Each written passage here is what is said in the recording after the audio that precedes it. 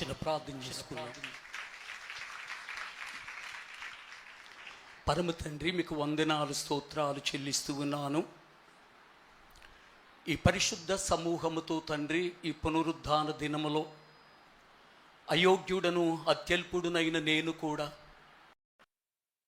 పవిత్రమైన మీ పాద సన్నిధి నా జీవితంలో అనుభవించటానికి మీరిచ్చిన ధన్యత కొరకై మీకు కృతజ్ఞతలు.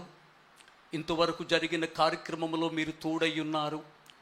కొన్ని నిమిషాలు లేఖనాలలో నుండి మీ మాటలు మేము నేర్చుకొనబోతూ ఉండగా మాతో మాట్లాడి మమ్ములను బలపరచండి. యేసు నామమున ప్రార్థిస్తున్నాను తండ్రి, ఆమేన్. పరిశుద్ధ గ్రంథములో నుండి యెషయా గ్రంథము, ఈ దిన వాక్య సందేశము నిమిత్తమై పరిశుద్ధ గ్రంథములో నుండి యెషయా గ్రంథము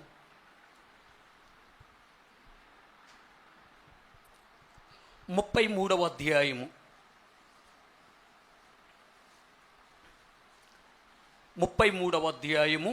20వ వచనాన్ని నేను చదివి వినిపిస్తాను. ఉత్సవ కాలములో మనము కూడుకొనుచున్న సియోను పట్టణమును చూడుము. నిమ్మళమైన కాపురముగాను తీయబడని గుడారముగాను నీ కన్నులు యెరూషలేమును చూచును. దాని మేకులెన్నడును ఊడదీయబడవు, దాని త్రాళ్లలో ఒకటైనను తెగదు. 21వ వచనం, అచ్చట యెహోవా ప్రభావము గలవాడై మన పక్షమున నుండును. చాలండి. ఈ వచనములో నుండి కొన్ని మాటలు 35 నిమిషాలు నేను మీకు తెలియచేస్తాను. మీరు చాలా జాగ్రత్తగా ఈ మాటలు వినాలని మనవి చేస్తూ ఉన్నాను. యెషయా గ్రంథము 33వ అధ్యాయము 20వ వచనములో ఉన్నటువంటి ఈ లేఖన భాగాన్ని కొన్ని నిమిషాలు దేవుని సహాయముతో మనము నేర్చుకొని ఆధ్యాత్మికంగా బలపడదాం. ప్రియులారా, ప్రపంచ చక్రవర్తి అయినటువంటి నెబుకద్నెజరు 3 పర్యాయములు యెరూషలేము పట్టణము మీదకి దండెత్తి వచ్చినట్లుగా చరిత్రలో మనం ఏం చేస్తూ చూడగలుగుతూ ఉంటామండి. ప్రియులారా, మొదటిసారి దండెత్తి వచ్చినప్పుడు యెరూషలేములో నుండి కొంతమందిని చెరపట్టుకొని బబులోను దేశానికి తీసుకొని వెళ్ళి రాజగృహములో ఉంచినట్లుగా మనం చూడగలుగుతూ ఉన్నాం. ఇది మొదటిసారి. అలాగే రెండవసారి మళ్ళీ దండెత్తి వచ్చి యెరూషలేములో ఉన్నటువంటి అనేక మందిని చంపి ఇంచుమించుగా 10,000 మందిని చెరపట్టి బబులోను సామ్రాజ్యానికి తీసుకొని వెళ్ళి వాళ్లను నదుల యొద్ద కొండ చర్యల్లో వారిని ఉంచినట్లుగా బైబిల్లో మనం చూడగలుగుతూ ఉంటాం. ఇక మూడవసారి యెరూషలేము మీదకి దండెత్తొచ్చి యెరూషలేములో ఉన్నటువంటి దేవాలయములో ఉన్నటువంటి బంగారాన్ని, వెండిని, ఆ మందిరములో ఏవేవైతే విలువైనటువంటివి ఉన్నావో వాటన్నింటిని కూడా తీసుకొని యెరూషలేము దేవాలయాన్ని పడగొట్టి అగ్నిగంధకాలతో ఆ దేవాలయాన్ని కాల్చి యెరూషలేము పట్టణాన్ని నాశనం చేసినట్లుగా ఇది చరిత్ర చెప్తూ ఉన్నటువంటి సత్యం అండి. యెరూషలేము పూర్తిగా నాశనం అయిపోయింది.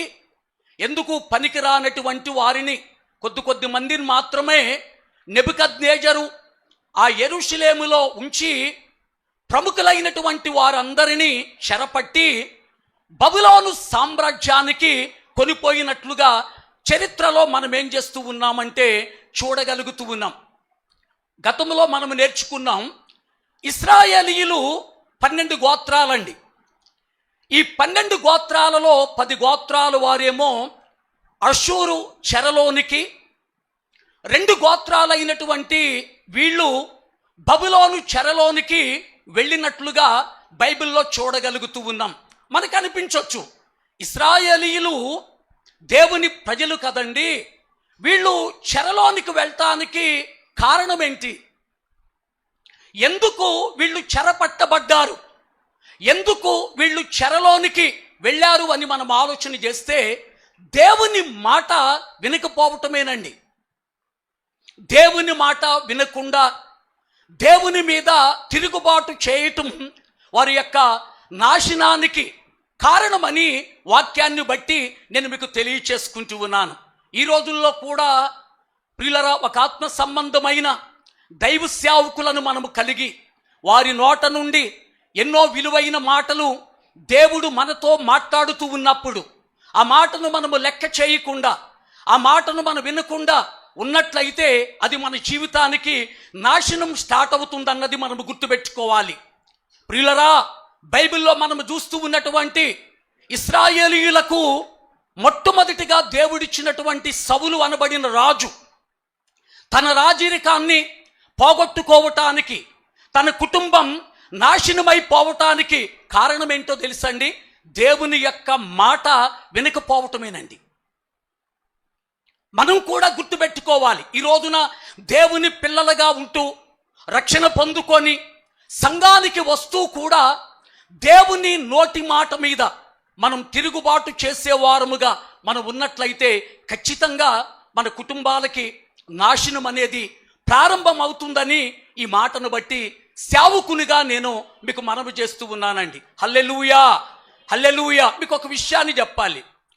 ప్రియమైన మెర్లిన్ మన్రో, ఈమెను గురించి మీరు వినే ఉంటారు.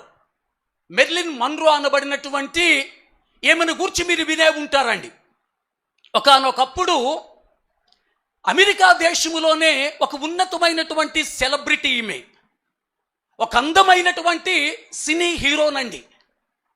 మెర్లిన్ మన్రో అనబడినటువంటి ఈమె ప్రియులరా, ఆ కాలంలో అమెరికా దేశాన్ని పరిపాలిస్తూ ఉన్నటువంటి అధ్యక్షుడు కెనడీ ఆమె అందానికి ముగ్ధుడైపోయి 3 సార్లు ఆమె దగ్గరకు వచ్చి నీవు నన్ను పెళ్లి చేసుకో, నీవు నన్ను పెళ్లి చేసుకో అని చెప్పేసి చాలా బలవంతం చేస్తాడండి ఆమెను.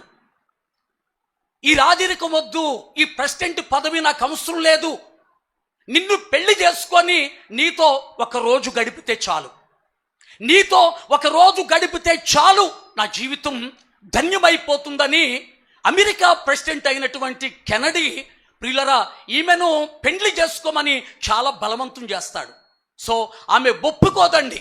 ఇలాంటి పరిస్థితుల్లో ఉంటున్నప్పుడు ఒక రోజున ప్రపంచ ప్రఖ్యాతి గాంచినటువంటి దైవజనుడు బిల్లీ గ్రహం గారు ఆమెకు ఫోన్ చేశారు.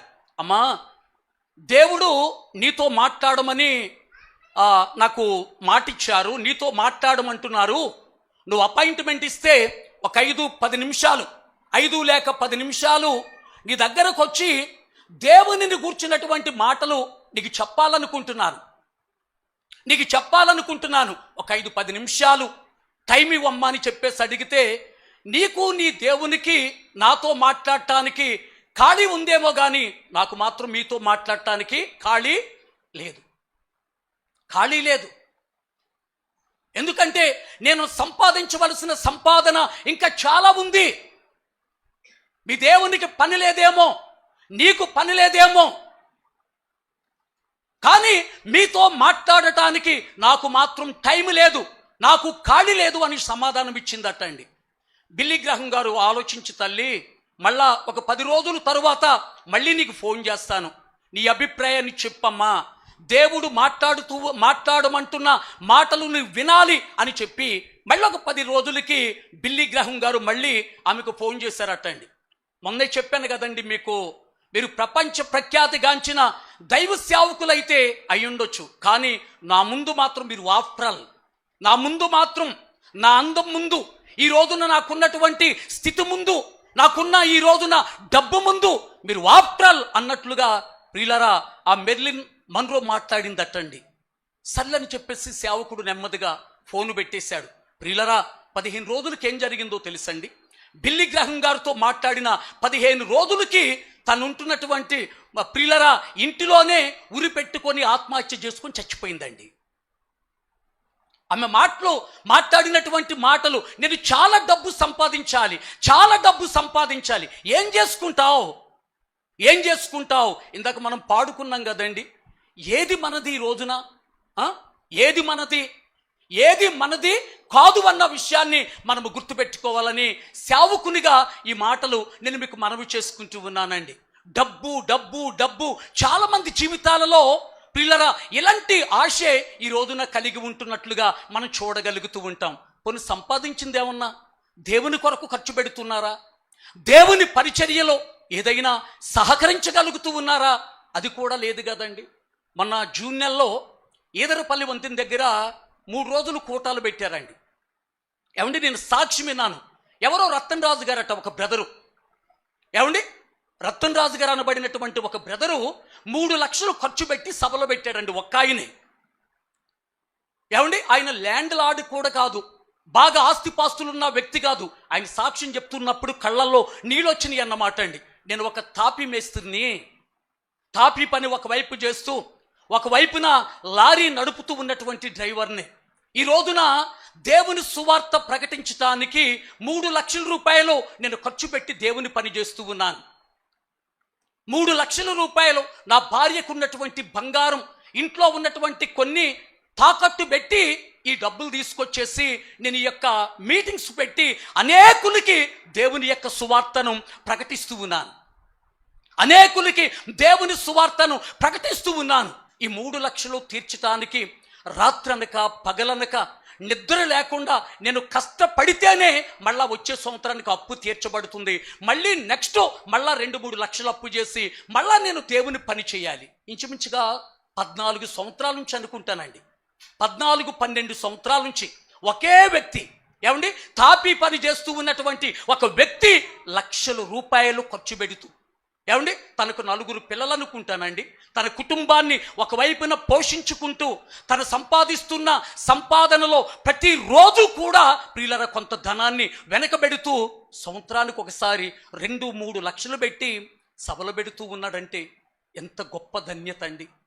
ఏమండి, భౌతికంగా తనకు దేవుడిస్తున్న సంపాదన పరలోకములో ఏం చేసుకుంటూ ఉన్నాడంటే దాచిపెట్టుకుంటున్నాడు అన్నది మనము గమనించాలి. పోనీ మనము సంపాదించేది దేవుని కొరకు ఏదైనా ఖర్చు పెట్టేది ఉందండి? దేవుని పనిలో ఏదైనా సహకరించేది ఉందంటారా? నేను జూన్ 30వ తారీఖున అమలాపురంలోని ఒక చర్చి యానివర్సరీ కార్యక్రమానికి వెళ్ళానండి. ఆ సంఘాన్ని నడిపిస్తూ ఉన్నటువంటి పాస్టర్ గారు చెప్పిన మాట ఎంత సంతోషం అనిపించిందో. ఏమండి, చర్చి చాలా అద్భుతంగా ఉందండి. మంచి పెయింట్స్, ఏమండి, ఆ వాల్ కేర్స్ ఇవన్నీ పెట్టి మందిరం చాలా చక్కగా కనిపించిందండి.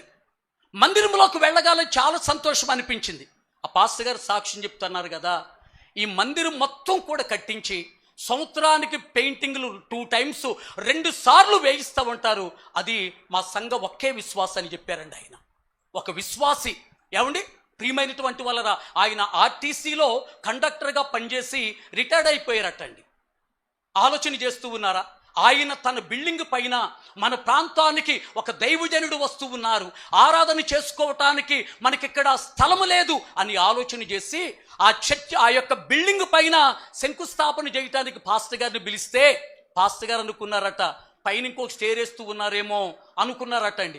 బిల్డింగ్ మొత్తం కూడా కంప్లీట్ అయిన తర్వాత ఓపెనింగ్ రోజుని చెప్పారట, అయ్యా ఇది మేము ఉండటానికి కాదయ్యా, ఇది దేవుని యొక్క మందిరం అయ్యని చెప్పారట అండి. హల్లెలూయా, హల్లెలూయా.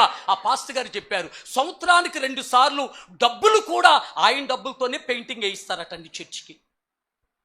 ఏం గొప్ప ధన్యత అండి, ఏం గొప్ప భాగ్యం. ఆలోచన చేయాలని ఈ మాటలు నేను మీకు మనవి చేసుకుంటూ ఉన్నానండి. ఈ రోజుల్లో ఇలాంటి విశ్వాసులు సంఘాలలో ఉంటున్నారా?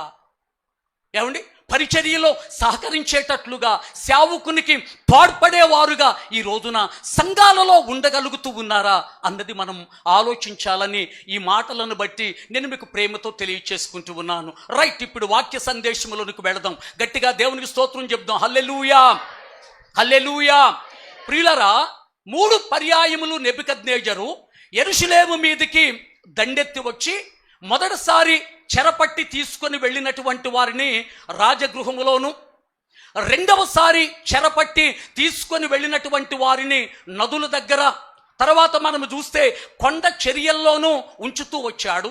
ఇక 3వసారి మందిరాన్ని నాశనం చేసి యెరూషలేము పట్టణాన్ని మొత్తం ధ్వంసం చేయబడిన పరిస్థితి చరిత్రలో మనం ఇక్కడ ఏం చేస్తూ ఉన్నామంటే చూడగలుగుతూ ఉన్నాం. ఇప్పుడు ప్రియులరా, యెరూషలేములో ఉన్నటువంటి దేవుని ప్రజలైనటువంటి వీళ్ళంతా కూడా బబులోనుకు వెళ్ళి బబులోను చెరలో వీళ్ళు 70 సంవత్సరాలు బానిసలుగా ఉన్నట్లుగా దేవుని లేఖనాలు మనకేం చేస్తూ ఉన్నాయంటే జ్ఞాపకం చేస్తూ ఉన్నాయండి. హల్లెలూయా, హల్లెలూయా. 70 సంవత్సరాలు వాళ్ళు బబులోను చెరలో వాళ్ళు ఉన్నట్లుగా మనం చూడగలుగుతూ ఉన్నాం. మనం ఒకటి గుర్తుపెట్టుకోవాలండి, నెబుకద్నెజరు యెరూషలేములో నుండి వీళ్లను చెరపట్టి బబులోను సామ్రాజ్యానికి, బబులోను దేశానికి తీసుకొని వెళ్ళిన తర్వాత అక్కడ వీళ్ళ పరిస్థితులు ఎలాగున్నాయంటే తల్లి ఎక్కడుందో తెలియదు, తండ్రి ఎక్కడున్నాడో తెలియదు, పిల్లలు ఎక్కడున్నారో తెలియదు, అత్తగారు ఎక్కడుందో తెలియదు, మామగారు ఎక్కడున్నారో తెలియదు. ఇలాంటి పరిస్థితుల్లో యెరూషలేము నుండి చెరపట్టి తీసుకొని వెళ్ళినటువంటి ఆ యూదులు లేక ఇశ్రాయేలీయులు బబులోను దేశములో వాళ్ళు దిక్కు మొక్కు లేకుండా, ఒకరికి ఒకరు సంబంధం లేకుండా వాళ్ళు ఉంటున్నటువంటి కాలమండది. యెరూషలేములో వాళ్ళు ఉన్నప్పుడు కుటుంబాలుగా కలిసి ఉన్నటువంటి వాళ్ళు నెబుకద్నెజరు చెరపట్టి బబులోను దేశానికి తీసుకొని వెళ్ళిన తర్వాత వాళ్ళ కుటుంబాలన్నీ కూడా చిన్న భిన్నమైపోయాయి. వారి కుటుంబాలన్నీ కూడా విచ్ఛిన్నమైపోయాయి. ఎవరు ఏ ప్రాంతంలో ఉన్నారు, ఎవరు ఏ ఊరిలో ఉన్నారు, ఎవరు ఏ పట్టణంలో ఉన్నారో తెలియనటువంటి పరిస్థితుల్లో వాళ్ళు బబులోను దేశములో ఉంటున్నారండి. అలాంటి పరిస్థితుల్లో తన సేవకుడైన యెషయా గారి ద్వారా ప్రియులరా మరికొన్ని సంవత్సరాలకి వాళ్ళు బబులోను నుండి మరలా తిరిగి యెరూషలేముకి రాబోతూ ఉన్నారన్న ఒక అద్భుత అధ్యాయములో మనం ఈ 20వ వచనములో మనం ఏం చేస్తూ ఉన్నామంటే చూడగలుగుతూ ఉన్నాం. ఏమండి, 70 సంవత్సరాల కాలములో ప్రియులరా ఇశ్రాయేలీయులు బబులోనులో ఉన్నప్పుడు వారికి ఒక ఉత్సవ కాలం అంటూ లేదండి. ఉత్సవ కాలము అంటే పండుగ దినం. ఇశ్రాయేలీయులు సంవత్సరానికి 3 ప్రాముఖ్యమైనటువంటి పండుగలను వాళ్ళు ఆచరించేవారని, వాళ్ళు జరిపించుకుంటూ ఉండేవారని బైబిల్లో మనం చూడగలుగుతూ ఉన్నాం. బబులోను దేశములో వీళ్ళు చెరకాలములో ఉన్నప్పుడు ప్రియులరా వీళ్ళకి ఉత్సవ కాలము అంటూ, వీళ్ళకి పండుగ దినమంటూ ఏది కూడా లేనటువంటి పరిస్థితి. అలాంటి పరిస్థితుల్లో వాళ్ళు ఉంటున్నప్పుడు ఎంత అద్భుతమైన ప్రవచనం చెప్పబడుతుందో చూడండి. ఉత్సవ కాలములో మనము కూడుకొనుచున్నాం, సియోను పట్టణమును చూడుము, నిమ్మళమైన కాపురముగాను తీయబడని గుడారముగాను నీ కన్నులు యెరూషలేమును చూచును. దాని మేకులెన్నడును ఓడదీయబడవు, దాని త్రాళ్లలో ఒకటైనను తెగదు. అచ్చట యెహోవా ప్రభావము గలవాడై మన పక్షమున నుండును అనే మాట మనం ఇక్కడ చూడగలుగుతూ ఉన్నాం. ఇది దేవుడు ఇశ్రాయేలీయులను ఉద్దేశించి, బబులోనులో ఉంటున్న వాళ్ళను ఉద్దేశించి దేవుడు ప్రవచనంగా మాట్లాడుతూ ఉన్నటువంటి మాటగా మనం చూడగలుగుతూ ఉంటాం. ఇశ్రాయేలీయులారా, మీరు మరలా తిరిగి యెరూషలేముకు వెళతారు, మళ్ళా మీరు అక్కడ మందిరాన్ని కట్టుకుంటారు. ఇక్కడ తల్లెవరో, పిల్లెవరో, భర్తెవరో, భార్య ఎవరో ఒకరికి ఒకరు సంబంధం లేనట్టుగా ఉంటున్నటువంటి మీ జీవితాలలో మరలా మీరు ఉత్సవ కాలములో మరలా మీరు పండుగ చేసుకుంటారు, మీరు నిమ్మళమైన కుటుంబాలుగా మరలా యెరూషలేములో మీరు ఉండబోతారని దేవుడు ఒక ప్రవచన రీతిగా ప్రియులరా ఇశ్రాయేలీయులను ఉద్దేశించి ఇక్కడ మాట్లాడుతూ ఉన్నటువంటి మాటను మనం ఏం చేస్తూ ఉన్నామంటే చూడగలుగుతూ ఉన్నాం. 70 సంవత్సరాలు తరువాత మరలా మీరు యెరూషలేముకి వెళతారు. ఏ పట్టణాన్నైతే మీరు విడిచిపెట్టొచ్చారో ఆ పట్టణానికి మీరు మరలా తిరిగి వెళతారు. తరువాత మీరు నెబుకద్నెజరు ఏ మందిరాన్నైతే పాడు చేశాడో ఆ మందిరాన్ని మరలా మీరు ఏం చేస్తారంటే తిరిగి కట్టుకుంటారు. ఇక్కడ మీకు ఒకరికి ఒకరు సంబంధం అనేది లేకుండా ఉన్న మీరు మరలా యెరూషలేముకు వెళ్ళిన తరువాత మరలా మీరు కుటుంబాలుగా నిమ్మళమైన కాపురాలుగా మీరు ఏం చేస్తారంటే ఉండబోతారు అని దేవుడు ప్రియమైనటువంటి వాళ్ళ ప్రవచనాన్ని ఇస్తూ ఉన్నాడండి. మీ గుడారము పడిపోదు, మీ త్రాళ్ళు తెగిపోవు, మీ మేకులు ఎన్నటికీ ఊడిపోవు అని మాట్లాడుతూ ఉన్నటువంటి మాటలను మనం ఇక్కడ చూడగలుగుతూ ఉన్నాం. ఈ రోజున నేను మీతో మాట్లాడేది ఏంటంటే నిమ్మళమైన కాపురము. అర్థమవుతుందండి? ఏ కాపురము? చెప్పండి, ఏ కాపురము? నిమ్మళమైన కాపురము. ప్రియులరా, మన కుటుంబాలు ఈ రోజున ఇలా ఉండగలుగుతూ ఉన్నాయా? ఏమండి, నిమ్మళమైన కాపురములుగా ఈ రోజున మన కుటుంబాలు ఉండగలుగుతూ ఉన్నాయా? మనం ఒక్కసారి ఈ మధ్యాహ్నం ఈ మాటలను ఆలోచించాలని దైవజనుడుగా ఈ మాటలు ప్రేమతో తెలియచేసుకుంటూ ఉన్నాను. బబులోనులో ఎవరెక్కడున్నారో తెలియకుండా ఉన్నటువంటి మీరు యెరూషలేముకు వెళ్ళిన తర్వాత మరల కుటుంబాలుగా మీరు కట్టబడి నిమ్మళమైన కాపురములుగా మీరుంటారు అని దేవుడు ప్రవచన రీతిగా మాట్లాడుతూ ఉన్న మాటను మనం ఇక్కడ చూడగలుగుతూ ఉన్నాం. సంఘములో మనలో చాలా కుటుంబాలు ఇక్కడ ఉన్నాయి కదండి. ఈ రోజున మందిరములో ఉన్న ప్రియులరా, మన కుటుంబాలను గూర్చి మన గుండెల మీద చేసుకొని చెప్పండి, అయ్యా ఈ రోజున నా కుటుంబం చాలా ప్రశాంతంగా ఉంది, ఈ రోజున నా కుటుంబం చాలా నెమ్మదిగా ఉంది, ఈ రోజున నా కుటుంబం నిమ్మళమైన కాపురముగా ఉందయ్యా అని చెప్పగలిగిన వారు ఎంతమంది మనలో ఉన్నారో ఒక్కసారి ఆలోచించాలని ఈ మాటలు మీకు గుర్తు చేస్తూ ఉన్నానండి. నిమ్మళమైన కాపురములుగా ప్రియులరా మన కుటుంబాలు ఉండాలి అంటే ప్రియులరా 3 విషయాలు చెప్పి ఈ పావు గంటలో నా వర్తమానాన్ని ముగిస్తానండి. మన కుటుంబాలు దీవెనకరముగా, మన కుటుంబాలు ఆశీర్వాదకరముగా, మన కుటుంబాలు మేలుకరముగా, మన కుటుంబాలు నిమ్మళమైన కాపురములుగా ఉండాలి అంటే ప్రియులరా మనం 3 చేయాలి. ఏమండి, అదే ఇక్కడ మనం చూడగలుగుతూ ఉన్నాం కదా. చూడండి 20వ వచనం మనం చూస్తే, ఉత్సవ కాలములో మనము అనే మాట మనం ఇక్కడ చూడగలుగుతూ ఉన్నాము. మనము అంటే ఇది ఒక వ్యక్తిని ఉద్దేశించి మాట్లాడినటువంటి మాట కాదండి. ఏమండి, ఇది బహువచనం. ఒక వ్యక్తిని ఉద్దేశించి మాట్లాడుతూ ఉన్నప్పుడు నీవు అని సంబోధిస్తూ ఉంటాం. అదే ఎక్కువ మందిని ఉద్దేశించి మాట్లాడుతూ ఉన్నప్పుడు మనము అనే మాటను మనం ఏం చేస్తూ ఉంటామంటే ఉపయోగిస్తాం. ఇక్కడ మన వాక్యములో చూడగలుగుతూ ఉంటే చాలా అద్భుతమైనటువంటి మాట ఇక్కడ మనం చూడగలుగుతూ ఉన్నాం. ఉత్సవ కాలములలో మనము అనే మాట మనం ఇక్కడ చూడగలుగుతూ ఉన్నాం. ఇది బహువచనం అండి. మనము అని ఈ మాటను గురించి మనం ఆలోచన చేస్తే ఒక యూనిటీ, ఒక ఐక్యత ఈ మాటలో మనకేం చేస్తుందంటే కనిపిస్తుంది. మనము చాలా జాగ్రత్తగా ఆలోచన చేయాలి. మన కుటుంబాలు నిమ్మళమైన కాపురములుగా ఉండాలంటే మొదటిగా మన కుటుంబాలలో ఉండవలసింది ఏంటంటే యూనిటీ ఉండాలండి. యూనిటీ ఉండాలి. మన కుటుంబాలలో ఐక్యత ఉండాలని దేవుని సేవకునిగా ఈ మాటలు మీకు మనవి చేస్తూ ఉన్నాను. ఈ రోజున మందిరములో ఉన్నటువంటి ఏమండి మన కుటుంబాలలో ఎన్ని కుటుంబాలలో దేవుడు కోరుకుంటూ ఉన్నటువంటి ఐక్యత ఉంది మనం ఆలోచన చేయాలి.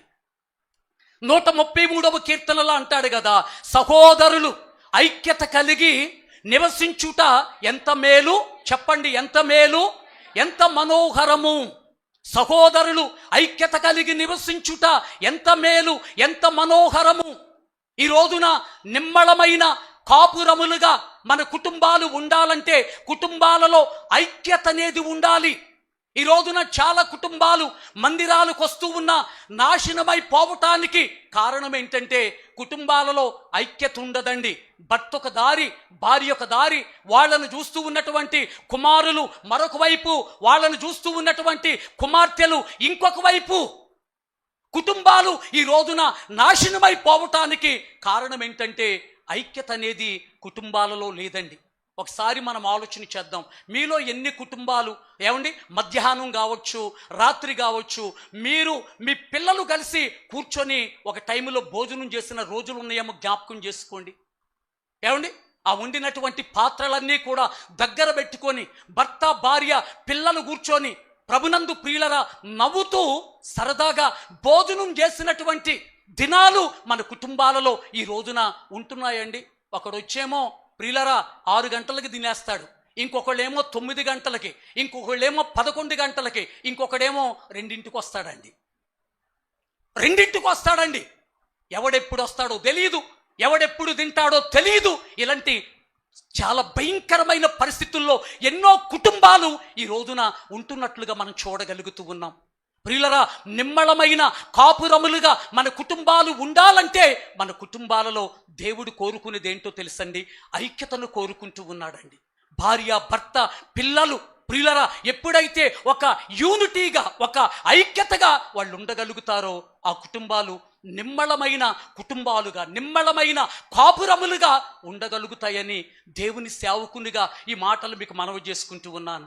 ఏమండి, భర్త సంపాదిస్తాడు, అదేమైపోతుందో తెలియదు. భార్య సంపాదిస్తుంటుంది, అదేమైపోతుందో తెలియదు. పిల్లలు కూడా సంపాదిస్తూ ఉంటారు. ప్రియులరా, అవి ఏం చేస్తారో తెలియదు. ఒక వ్యక్తి ఉన్నాడు, నెలకు 18,000 సంపాదిస్తాడు. వాళ్ళ కొడుకు, పెళ్లి కాలేదు వాడికి. ఆలోచన చేస్తూ ఉన్నారు. ఒక రోజున వాళ్ళ నాన్న అడిగాను, మీ ఓడేమన్నా డబ్బులు ఇస్తాడా ఇంట్లోనని చెప్పేసి. ఎక్కడిస్తాడయ్యా, ₹1 డబ్బులు కూడా ఈనాడు కూడా మాకు ఇవ్వడండి. వాడు సంపాదించేవి వాడు ఖర్చులకే సరిపోతూ ఉంటాయి. మరి మీ మిస్సెస్, మీ భార్య మరి కొడుక్కి ఏం చెప్పదా? కొడుకు చెప్తుందయ్యా, ఏదన్నా నేను అంటూ ఉంటే వాడిని ఏమనొద్దు, వాడి జోలికి వెళ్ళొద్దు అని ఇలాంటి మాటలు మాట్లాడుతూ ఉంది. ఇలాంటి దౌర్భాగ్యులు కూడా కుటుంబంలో ఉంటారా అనిపిస్తుంది అన్నమాట అండి. 18,000 నెలకు సంపాదిస్తాడు, ₹1 కూడా ఇంట్లోకి రాదన్నమాట. ఏం చేస్తాడో తెలియదు, ఎప్పుడు వస్తాడో తెలియదు, ఎక్కడికి వెళతాడో తెలియదు. ఇలాంటి కుటుంబాలలో ఐక్యత ఎలాగ ఉంటుందండి? ఇలాంటి కుటుంబాలలో ఐక్యత ఎలాగుంటుంది? కుటుంబంలో ప్రియులరా, కొన్ని లక్షలు వేలు అప్పులున్నా కానీ ఎవడు సంపాదిస్తుంది వాళ్ళే ఖర్చు పెట్టేసుకుంటారండి. ఏమండి, చివరికి వచ్చేసి కుటుంబాలు వీధి పాలైపోతూ ఉన్న సందర్భాలు ఎన్నో కుటుంబాలలో మనం చూడగలుగుతూ ఉంటాం. ఆలోచన చేయాలండి. నిమ్మళమైనటువంటి కాపురాలుగా, నిమ్మళమైనటువంటి కుటుంబాలుగా మన కుటుంబాలు ఉండాలంటే కుటుంబాలలో ఉండవలసింది ఏంటో తెలుసండి? ఐక్యత ఉండాలన్నమాట అండి. అందరి మాట ఒకటై ఉండాలి. అందరి సంపాదన ఒక చోట పెట్టుకొని దేవునికి ఇవ్వాల్సింది దేవునికి ఇచ్చి ఎవరికెంత కట్టాలి, ఈఎంఐలు దేనికి ఎంత కట్టాలి ఒక ఆలోచన చేసుకొని కట్టగలిగితే ఆ కుటుంబాలు చాలా దీవెనకరముగా, చాలా ఆశీర్వాదకరముగా ఉంటాయన్నది మనము గుర్తుపెట్టుకోవాలి. ఏమండి, ప్రియమైనటువంటి వాళ్ళరా, ఈ రాత్రి దేవుడు, ఈ మధ్యాహ్నం దేవుడు మనతో మాట్లాడుతూ ఉన్నటువంటి మాట, నిమ్మళమైనటువంటి కాపురములుగా మన కుటుంబాలు ఉండాలంటే కుటుంబాలలో మొదటిగా ఉండవలసింది ఏంటంటే ఐక్యత. సహోదరులు ఐక్యత కలిగి నివసించుట ఎంత మేలు, ఎంత మనోహరము. చాలా కుటుంబాలలో సంఘాలకు వస్తున్నా కానీ కొట్టుకుంటూ ఉంటారు, అరుచుకుంటూ ఉంటారు. కుటుంబాలలో ఐక్యత అనేది ఉండదు, కుటుంబాలలో నెమ్మది అనేది ఉండదు. ఎన్నో కుటుంబాలు వారానికి వచ్చేసి 2-3 సార్లు వీధిలోకి వచ్చేస్తాయి అన్నమాట అండి, వీధెక్కేస్తాయండి. ఏమండి, మాట్లాడకూడని మాటలు మాట్లాడుతూ ఎన్నో కుటుంబాలు వీధి పాలవుతూ ఉన్న పరిస్థితులు మనం చూడగలుగుతూ ఉన్నాం.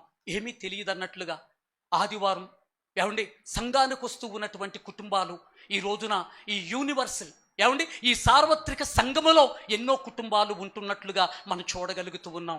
ఏమండి, దేవుడు కోరుకుంటూ ఉన్నాడు, నిమ్మళమైన కాపురములుగా మన కుటుంబాలు ఉండాలంటే మొదటిగా మన కుటుంబాలలో ఐక్యత ఉండాలండి. కుటుంబారాధన ఉండాలి, కుటుంబారాధన ఉండాలి. ప్రతి రాత్రి నీ ఇష్టం వచ్చేట్టుగా నువ్వు తిరుగుతూ, నీ భర్త ఇష్టం వచ్చేట్టుగా అతను తిరుగుతూ, పిల్లలు ఇష్టం వచ్చేట్టుగా వాళ్ళు ఇష్టం వచ్చేట్టుగా వాళ్ళు తిరుగుతూ, ఈ రోజున ఎలాగైపోయిందంటే ప్రతి ఇంటిలో కూడా ఎంతమంది ఉంటే అంతమందికి సెల్ ఫోన్లు అండి.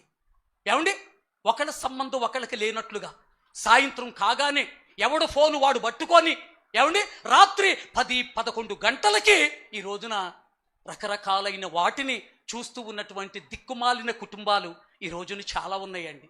అందుకని ఈ రోజున ఆశీర్వాదానికి బదులుగా కుటుంబాలలో నాశనం ఏలుబడి చేస్తుందండి. ఏమనుకోవద్దు, ఆశీర్వాదానికి బదులుగా ఏమేలుబడి చేస్తుంది? నాశనం ఏలుబడి చేస్తూ ఉన్నటువంటి పరిస్థితులు చూడగలుగుతూ ఉన్నాం. మన కుటుంబాలలో కుటుంబారాధన ఉంటుందా? ప్రతి రాత్రి కూడా 2 పాటలు పాడుకొని, ఒక కీర్తన చదువుకొని, ఇంట్లో ఎంతమంది ఉంటే అంతమంది ఒక్కొక్కరుగా ప్రార్థన చేసి మన దినచర్యను ముగించే వారముగా మనం ఉండగలుగుతూ ఉన్నామా? ఆలోచన చెయ్యాలని సేవకునిగా ఈ మాటలు మీకు మనవి చేసుకుంటూ ఉన్నానండి. మన కుటుంబాలు నిమ్మళమైన కుటుంబాలుగా ఉండాలంటే, నిమ్మళమైన కాపురములుగా మనం ఉండాలంటే మన ఇళ్లల్లో ఉండవలసింది ఏంటంటే డబ్బు కాదండి. ఏమండి, డబ్బు కాదండి, ఖరీదైనటువంటి వస్తువాహనాలు కాదండి, ఖరీదైనటువంటి ప్రియమైనటువంటి వలన ఇంకా మేడమిద్దెలు కాదండి. మన ఇంట్లో ఉండవలసింది ఏంటంటే ఐక్యత ఉండాలండి, ఐక్యత ఉండాలి. మెర్లిన్ మన్రో ఏమండి డబ్బు డబ్బు డబ్బు అంటూ పోరాడింది. ఏమైపోయింది? ఏమండి యవన ప్రాయములోనే ఆత్మహత్య చేసుకుని ఏమైపోయింది? చచ్చిపోయిందన్నమాట అండి. డబ్బు మనిషికి మనశ్శాంతినివ్వలేదండి. అర్థమవుతుందండి? దేవుడు మనిషికి మనశ్శాంతిని ఇచ్చేవాడని ఈ మాటను బట్టి నేను మీకు ప్రేమతో తెలియచేసుకుంటూ ఉన్నాను. నేను డెప్త్గా లోపలికి వెళ్ళటం లేదు, జస్ట్ మీకు అవుట్లైన్స్ ఇస్తున్నానండి. వీటిని మీరు గమనించాలి. నెక్స్ట్ రెండవది ఏంటని మనం ఆలోచన చేస్తే 33వ అధ్యాయం 20వ వచనాన్ని చూస్తే, ఉత్సవ కాలములలో మనము కూడుకొనుచున్న సియోను పట్టణమును చూడుము. మనము కూడుకొనుచున్న సియోను పట్టణం ఏమండి నిమ్మళమైన కాపురములుగా మన కుటుంబాలు ఉండాలంటే మొదటిగా ప్రియులరా ఐక్యత ఉండాలి. రెండవదిగా ఏమండి దైవ సంబంధమైన సన్నిధి ఉండాలి. ఇక్కడ మనం వాక్యములో మనం చూడగలుగుతూ ఉన్నప్పుడు ఈ మాటను మీరు గుర్తుపెట్టుకోవాలి. మనము కూడుకొనుచున్న సియోను పట్టణమును చూడుము. మనము కూడుకొనుచున్న సియోను పట్టణం ఏమండి మన కుటుంబాలు నిమ్మళమైన కాపురములుగా ఉండాలంటే సంఘములో ఏ కార్యక్రమాన్ని సేవకులు ఏర్పాటు చేస్తూ ఉన్నా ఆ కార్యక్రమాలలో సంఘమంతా కూడా కూడుకోవాలండి. కుటుంబాలన్నీ కూడా ఏం చేయాలో తెలుసండి? కూడుకోవాలని ఈ మాటలు నేను మీకు తెలియచేసుకుంటూ ఉన్నాను. కూడుకోగలుగుతూ ఉన్నారా? ఏమండి కూడుకోగలుగుతూ ఉన్నారా? ముందు 2 రోజులు కూటాలు జరిగినాయి కదా, శుక్రవారం శనివారం. మీలో ఎంతమంది కూడుకున్నారు? మీలో ఎంతమంది మీ పిల్లలతో సంఘములో ఉన్నారు? ఎంతమంది సంఘములో ఉన్నారు? ఆలోచన చేయండి. దేవుని కంటే ఎక్కువ మనకున్న పనులు, దేవుని కంటే ఎక్కువ మనకున్న వ్యాపారాలు, దేవుని కంటే ఎక్కువ మనకున్నటువంటి సంపాదన, దేవుని కంటే ఎక్కువ మనకున్నటువంటి ఉద్యోగాలు, నిమ్మళమైన కాపురములుగా మన కుటుంబాలు ఉండాలంటే సంఘములో ఏ కార్యక్రమం జరుగుతూ ఉన్నా ఏమండి మీరు మీ పిల్లలతో ఏం చేయాలో తెలుసండి? మందిరములో కూడుకోవాలి, సియోనులో కూడుకోవాలి. అప్పుడు మన కుటుంబాలు నిమ్మళమైన కాపురములుగా ఉండగలుగుతాయి. హల్లెలూయా చెప్పండి. హల్లెలూయా హల్లెలూయా. మొన్న కూడా నేను చెప్పాను కదండి, నెలకొకసారి వస్తారండి ఒక్కొక్కళ్ళు. నెలకొకసారి కొంతమంది 2 నెలలకు ఒకసారి వస్తారు, 3 నెలలకు ఒకసారి వస్తారు. రక్షించబడినటువంటి నీ జీవితంలో ఇది క్రమమేనా? ఏమండి నీ మందిరమునందు నివసించువారు ధన్యులని దేవుని వాక్యం మాట్లాడుతూ ఉంటే, నీ ఆవరణములో ఒక్క దినము గడుపుట 1000 దినాల కంటే శ్రేష్టమని దేవుని మాటలు మాట్లాడుతూ ఉంటే, నీ ఇష్టం వచ్చినట్టుగా అద్దు పద్దు లేకుండా సంతకొచ్చేసినట్టుగా ఎప్పుడు వెళ్ళాలనుకుంటే అప్పుడు మందిరానికి రావటం విశ్వాసికి ఇది కరెక్టేనంటారండి? కరెక్టేనా? ఏమండి తెలంగాణ ప్రాంతంలో మంచి పరిచర్య చేస్తూ ఉన్న సాయిలన్న అనబడిన ఒక దైవజనుడు ఒక విషయాన్ని చెప్పారండి. తన భార్య పిల్లలను పిలిచి ఒక రోజున వాళ్ళతో మాట్లాడిన మాట ఏంటో తెలుసండి? ఇదిగో ఆదివారం గనుక నేను చచ్చిపోతే నేను చనిపోయానని సంఘానికి చెప్పకుండా, నేను చనిపోయానని చుట్టాలకి చెప్పకుండా నా శవాన్ని ఒక బెడ్రూమ్లో పెట్టి లాక్ చేసి మీరు చక్కగా చిరునవ్వుతో మందిరానికి వెళ్ళి మందిరంలో ముందు చక్కగా ఆరాధన జరిపించి పాటలు పాడి అక్కడ వాక్యాన్ని ప్రకటించి విశ్వాసుల కొరకు ప్రార్థన చేసి, శవం ఇంట్లో ఉంది కదని హడావుడిగా రాకుండా ప్రతి సండే మీరు ఎలాగైతే నెమ్మదిగా వస్తారో అలా నెమ్మదిగా ఇంటికొచ్చి అప్పుడు అందరికీ ఇంటిమేట్ చేయండి నేను చనిపోయానని. ఆ సేవకునికి దేవుని మందిరం పట్ల ఎంత ఆసక్తి కలిగి ఉన్నాడండి. నేను చనిపోయినా కానీ, ఒకవేళ నేను చనిపోయినటువంటి రోజు ఆదివారం అయితే ఆదివారం నా భూస్థాపన కార్యక్రమాలు కంటే ఆరాధన మీ జీవితంలో చాలా ప్రాముఖ్యమైనది. అది ఆరాధన అయిన తరువాతే నా భూస్థాపన కార్యక్రమాన్ని మీరు జరిపించండి అని ఆ దైవజనుడు చెప్పినటువంటి ఆ మాటలు ప్రియులరా కళ్ళముట్ట నీళ్ళొచ్చేటట్లుగా చేసేయండి. ఉన్నారా ఇలాంటి విశ్వాసులు? ఉన్నారండి? ఆలోచన చేయాలి. దావీదు అంటాడు కదా, నీ దాసుడునైనా నా కుటుంబము నిత్యము నీ సన్నిధిలో ఉండునట్లు దాన్ని ఏం చేయమంటాడండి? ఆశీర్వదించయ్యా. నీ దాసుడునైనా నా కుటుంబము నిత్యము నీ సన్నిధిలో ఉండునట్లు. నిత్యము 2 నెలలకు ఒకసారి కాదు, 6 నెలలకు ఒకసారి కాదు, సంవత్సరానికి ఒకసారి కాదు, నిత్యము ప్రతిరోజు నా కుటుంబం నీ సన్నిధిలో కడపాలనయ్యా. ప్రతిరోజు నా కుటుంబం నీ సన్నిధిలో కనబడాలి. నీ దాసుడనైనా నా కుటుంబం నిత్యము నీ సన్నిధిలో ఉండునట్లు దానిని ఏం చేయమంటాడండి? ఆశీర్వదించుము, ఆశీర్వదించుము, ఆశీర్వదించుము. ఈ రోజున కుటుంబాలు ప్రియమైనటువంటి వాళ్ళ ఎందుకు విఫలమైపోతూ ఉన్నాయి? ఈ రోజున కుటుంబాలలో చూడగలిగిన ఆశీర్వాదాలు ఎందుకు చూడలేకపోతూ ఉన్నామంటే సంఘం పట్ల చాలా మందికి ఉన్నటువంటి నిర్లక్ష్యమైనటువంటి వైఖరి, నిర్లక్ష్యమైనటువంటి స్వభావం. వాళ్ళకి పేరెంటాలకి, పెళ్ళిళ్ళకి, వేరే వేరే ఊరులకి వెళ్ళటానికి ఉన్నటువంటి ఆసక్తి అండి మందిరానికి రావటానికి ఉండదండి. మందిరానికి రావటానికి ఉండదు. అది ఖచ్చితంగా మనము గమనించాలని ప్రేమతో ఈ మాటలు మీకు మనవి చేసుకుంటూ ఉన్నాను. మనము కూడుకొను సియోను పట్టణము, మనము కూడుకొను సియోను పట్టణము. ఈ అంబాజీపేట ప్రాంతాన్ని దేవుడు ప్రేమించి మీకు మంచి గతంలో కూడా మీకు చెప్పానండి. ఏమండి, ఆత్మపూర్ణులైన దైవ సేవకులను మీకు ఇచ్చారు. ఏమండి, లోతైనటువంటి అనుభవాలు ప్రతి కూడిక ద్వారా మీ జీవితాలలో మీరు నేర్చుకుంటూ ఉన్నారు. వీటిని మనము గమనించాలని ప్రేమతో తెలియచేసుకుంటూ ఉన్నాను. మరొకసారి చెప్తూ ఉన్నాను, ప్రియులరా, 70 సంవత్సరాలు బబులోను చెరలో ఉంటున్న ఇశ్రాయేలీయులను ఉద్దేశించినటువంటి ప్రవచనం మీకు విడుదల కలగబోతుంది. మరలా మీరు మీ దేశానికి వెళ్ళబోతూ ఉన్నారు. పడిపోయిన మందిరాన్ని మీరు కట్టుకొనబోతూ ఉన్నారు. నిమ్మళమైన కాపురములుగా మీరు ఉండబోతూ ఉన్నారు. మీ గుడారం పడిపోదు, మీ త్రాళ్ళు తెగిపోవు, మీ గుడారాలకున్న మేకులు ఊడిపోవు. నిమ్మళమైన కాపురములుగా మరలా మీరు ఉండబోతూ ఉన్నారు అని ప్రియులరా దేవుడు మాట్లాడుతూ ఉన్నాడు. మన కుటుంబాలు నిమ్మళమైన కాపురములుగా ఉండాలంటే చాలా మాటలు ఉన్నాయి, కానీ రెండింటిని మీకు జ్ఞాపకం చేశాను. ఒకటి, మన కుటుంబాలు నిమ్మళమైన కాపురములుగా ఉండాలంటే మన కుటుంబాల్లో భర్త, భార్య, పిల్లలు ఎంతమంది అయితే ఉంటున్నారో మీరంతా కూడా ఒక చక్కటి ఐక్యత కలిగి ఉండాలండి. ఏమండి, ప్రతిరోజు కుటుంబారాధన మన కుటుంబాలలో ఉండేటట్లుగా ఉండాలి. రెండవది ఏంటంటే కుటుంబాలతో కలిసి మనము దేవుని సన్నిధి అనుభవించే వాళ్ళముగా ఉండాలి. ఈ రోజున చాలామంది చర్చిలో ఉన్నారు కదా, మీ పిల్లలు ఉన్నారా మందిరంలో? మీ పిల్లలు ఏమండి, మీ ప్రక్కన మీ పిల్లలు ఉన్నారని చెక్ చేసుకోండి ఒకసారి. ఏమండి, మీ పిల్లలు ఈ రోజున సంఘములో ఉన్నారేమో ఒకసారి ఆలోచన చేసుకోండి. పోనీ పిల్లలు ఉన్నారు, మీ పేరెంట్స్ ఉన్నారేమో చూడండి ఒకసారి. మీ తల్లిదండ్రులు ఈ రోజున మందిరములో ఉన్నారా? యెహోషువ వలె నేనును నా ఇంటి వారును యెహోవాను సేవిస్తాం అన్నట్లుగా కుటుంబాలతో ప్రియులరా మనము దేవుని సన్నిధిలో మనము గడపగలిగినప్పుడు దేవుని సన్నిధిలో ఉన్న ఆ ప్రత్యేకమైన కృప, ఆ ప్రత్యేకమైన అభిషేకం మనం పొందుకొని క్రీస్తు కృపలో మనం ముందుకు సాగగలుగుతాం. దేవుడు అలాంటి ధన్యత మనకు దయచేయునుగాక. ఆమేన్.